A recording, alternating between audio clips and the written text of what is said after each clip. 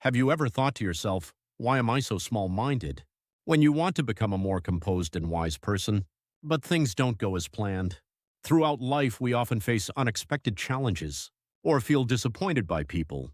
In those moments, we sense our inner weakness.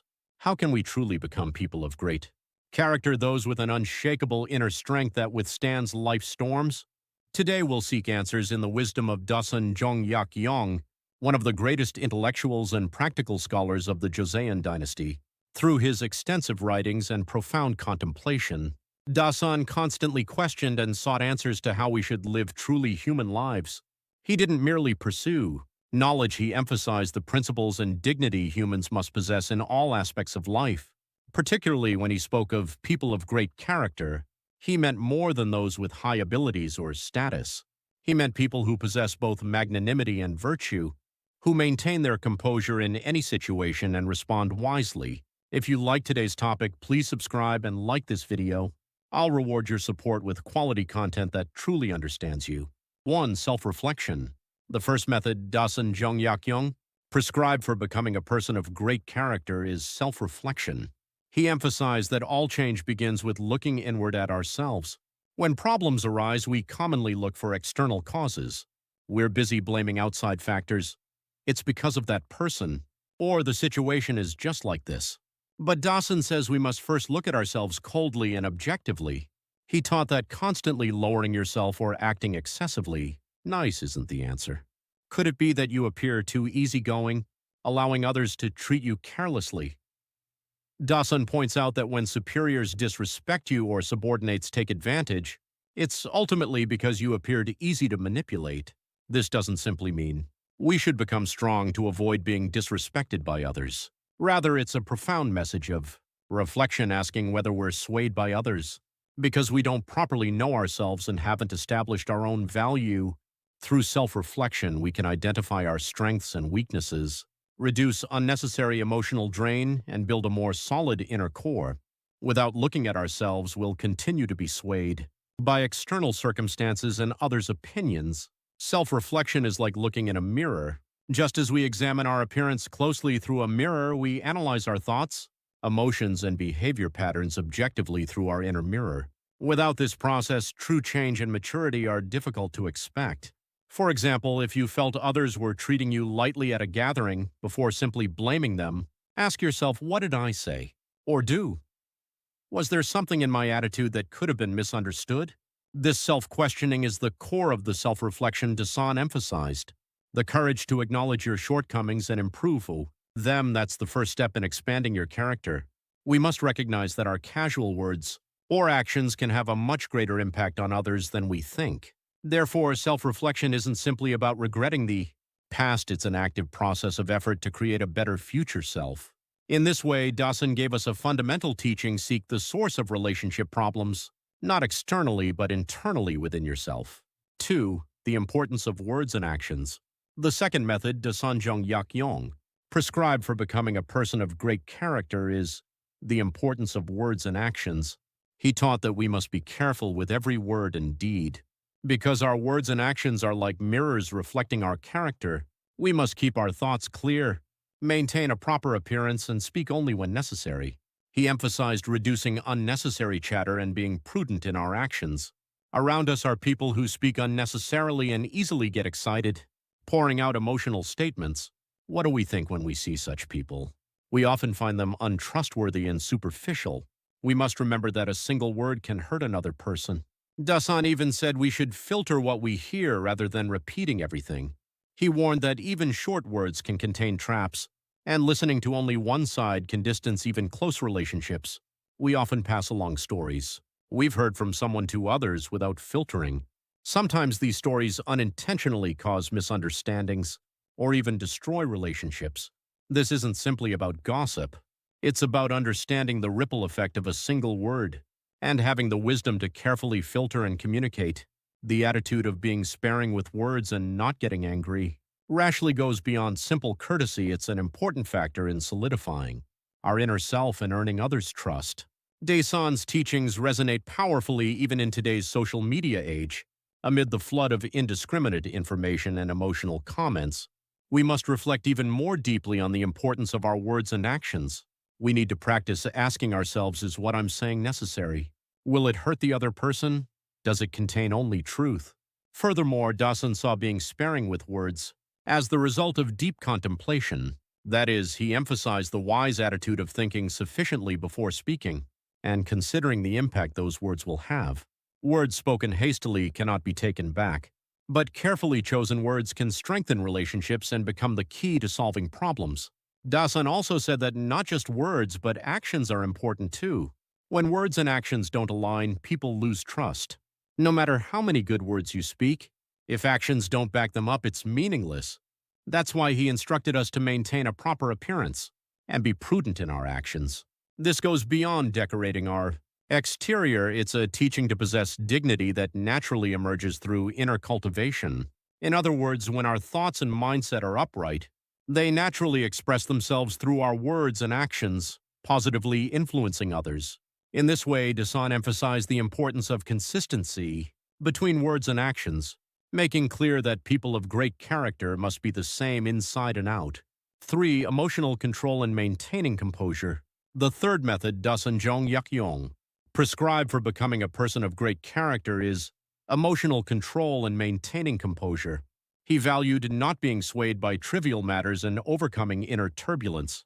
Throughout life, we live amid countless emotional whirlpools. Joy, sadness, anger, frustration, anxiety, and various other emotions try to dominate us. Dasan warned that especially when we lose self-control through excitement, we can bring about results that destroy ourselves. The moment we become slaves to our emotions, we lose rational judgment and can commit regrettable actions. He said we must abandon the anxious, worrying mind that arises within us and let go of selfish desires. This isn't simple emotional suppression. It's training to recognize your emotions, realize how they shake you, and ultimately become free from those emotions. For example, when facing a problem, we easily become consumed by anxiety. Thoughts like, what if this doesn't work out? Or what if people laugh at me, spiral endlessly. Dasan advises abandoning this anxious, worrying mind. Instead, we need an attitude of facing reality, directly doing our best, and then humbly accepting the results. The teaching to let go of selfish desires is also important. Private greed or prejudice distorts emotions and clouds proper judgment. Maintaining inner composure is like establishing a firm center that remains unshaken by any external situation. This requires tremendous inner strength and cultivation. Emotional control doesn't happen overnight. It requires steady practice and effort, and Dasan recommended controlling the mind through meditation or reading. When complex thoughts and emotions mix and confuse the mind, it's important to stop everything for a moment and take time to look deeply within yourself.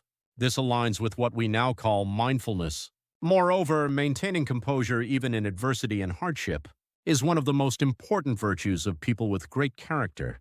Dasan himself experienced countless difficulties through long years of exile, but even in those circumstances, he continuously devoted himself to scholarship and sought inner peace. Instead of easily getting angry or frustrated over small things, the wisdom to view situations with a broad perspective and respond from a long-term viewpoint is the core of emotional control. How often do important decisions go wrong? Because we're swept away by anger or frustration.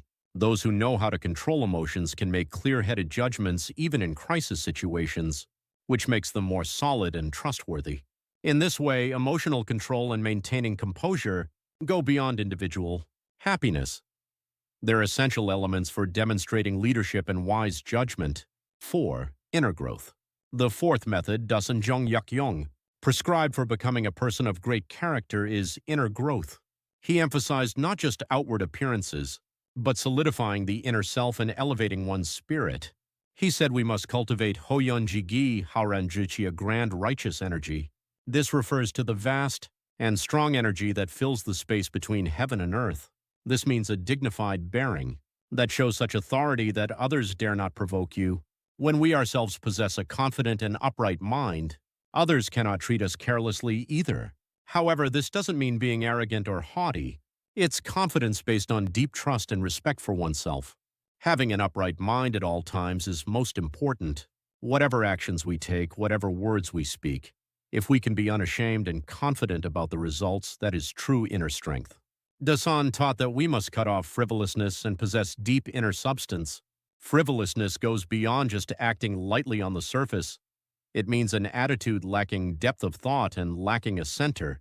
Possessing deep inner substance means being thoughtful and prudent, not carelessly revealing your inner self. This doesn't simply mean having many secrets. It shows the mature attitude of controlling your emotions and thoughts well, not making hasty judgments or taking rash actions. Inner growth is achieved through constant effort and cultivation. Like a tree with deep roots that doesn't shake in any strong wind, it will become a firm support in our lives. For inner growth, it's important to have consistent reading, academic exploration, and time for contemplation. Dasan himself read numerous books and contemplated deeply during his exile, making his inner self even deeper and more solid. The attitude of a true person of great character is focusing on building internal substance rather than external splendor. We're often swayed by immediate interests or temporary honors. However, inner growth helps us establish our own standards and values that aren't influenced by such external factors. This becomes like a compass that allows us to move forward firmly without losing life's direction. The power to live according to your convictions without being swayed by others' opinions that comes from inner growth. Through this inner growth, Dasan advised developing firm mental strength that doesn't bend to any external pressure. The attitude of clarifying your values, acting according to them, and taking responsibility for the results, that's the appearance of someone with a mature inner self. 5. Relationships with others. The fifth method Dasan Jeong Yak-yong prescribed for becoming a person of great character is relationships with others. He deeply understood the importance of human relationships and believed that how we treat others determines the size of our character. He said we must not blame others. When problems arise, it's easy to blame others. We shift responsibility saying it's all because of that person or if only that person hadn't done that. But Dasan says we must realize that we ourselves are at the center of all problems. The moment we blame others, we lose the initiative to solve problems and miss the opportunity to grow. Instead, it's important to reflect on ourselves and contemplate what we can do. He taught that we should respect others and treat them as we wish to be treated. This is a teaching that aligns with the golden rule of Confucianism. If you want to be respected, you must first respect others. If you want to be understood, you must first try to understand others. Dasan left these precious words. Humility makes people stay, praise brings people close, breadth makes people follow, and depth moves people. It's no exaggeration to say that all the wisdom of human relationships is contained in this short passage. A humble attitude makes people want to stay by our side, and sincere praise breaks down walls and brings closeness. A person with broad magnanimity leads many people, and a deep inner self deeply moves people. These teachings serve as important guideposts for us living in today's complex society. Relationships with others aren't one-way streets, but two-way communication, and they can develop into healthy, rich relationships only when based on consideration and respect. Particularly, Dasan emphasized the spirit of putting yourself in another's shoes. Thinking from the other person's perspective and understanding their difficulties is the beginning of true understanding and communication. Rather than just asserting your own thoughts, relationships can deepen only when you try to empathize with the other person's background, emotions, and circumstances. This empathic ability is an essential virtue for people of great character. Moreover, Dasan said that true friends appear in difficult times. But underlying this is how sincerely you've treated people ordinarily. It means that only those who have been humble, generous with praise, and embraced people with a broad heart can receive help in true crisis. In this way, Dasan's philosophy of human relationships doesn't teach methods for short-term gain, but rather how to build trust with people from a long-term perspective. Ultimately, through relationships with others, we can see ourselves more clearly and through this expand our own character even more. 6. Self-objectification. The sixth method Dasan Jeong Yak-yong prescribed for becoming a person of great character is self-objectification. He emphasized the ability to view yourself objectively from others' perspectives. He said that when others treat you carelessly, you must look at yourself. If someone disrespects or treats you carelessly, it might simply be because of their poor character. But it might also be because you acted in a way that made you appear that way. We need an attitude of coldly evaluating and reflecting on whether there's a problem with ourselves. The idea that you must conduct yourself so as not to appear easy to manipulate is in the same vein. This doesn't just mean managing your outward image. It means you must consider in advance how all aspects your words, actions, expressions, and attitude will be perceived by others and conduct yourself prudently. For example, if you're late to appointments, don't properly handle tasks. You should or easily show yourself being swayed by others. People may begin to regard you lightly. Self-objectification is an important process that helps you understand yourself accurately, improve your shortcomings, and make the right impression on others. This connects to self-reflection and furthermore becomes the foundation for expanding our character. People who can view themselves objectively can also humbly accept others' criticism or advice and use it as an opportunity to develop themselves. Self-objectification is like looking down at yourself from a high place. Sometimes you might discover uncomfortable truths you don't want to face, but that's the essential step for true growth. It's very important to clearly know what kind of person you are and what strengths and weaknesses you have. Based on that information, you must make efforts to fill in your shortcomings and further develop your strengths. Dasan valued objectively understanding one's circumstances and doing one's best within the given situation.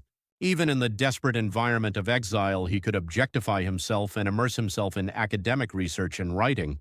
If he had only been pessimistic about his circumstances and blamed others, the Dasan Jeong Yak-yong we know today would not exist. The ability to not be swept away by your emotions, analyze reality coldly, and clearly recognize your role. This is an important virtue that people of great character must possess. The attitude of listening carefully to others' feedback and using it as fertilizer for your own growth is also an important part of self-objectification. When we don't fear criticism and have the will to constantly improve ourselves, we can truly become great people. Conclusion. In conclusion, Dasan Jeong Yak-yong taught us that becoming a person of great character isn't simply something you're born with, but something achieved through consistent self-discipline and effort. This isn't mere tactics for getting along in the world. The message is that only when all these processes are integrated, deeply reflecting on yourself, being careful with words and actions, controlling emotions, growing your inner self, respecting others, and objectifying yourself, can you become a truly great person. Dasan's teachings remain valid even after more than 200 years and give us great wisdom and resonance as we live through confusing times. His wisdom transcends time, provides deep insight into our lives, and offers answers to the fundamental question of how we should live. A person of great character isn't made overnight. Daily small efforts accumulate to create a solid inner self, cultivate broad tolerance, and develop the ability to make wise judgments. Sometimes we may fail and feel frustrated, but if we have the will to continuously look back at ourselves and improve even in that process, we can certainly take another step closer to being the person of great character that Dasan spoke of. How about applying what we've learned today through Dasan's wisdom to your own life? Small practices will accumulate and ultimately make you a greater and stronger person. I'll return with more valuable content next time. Thank you.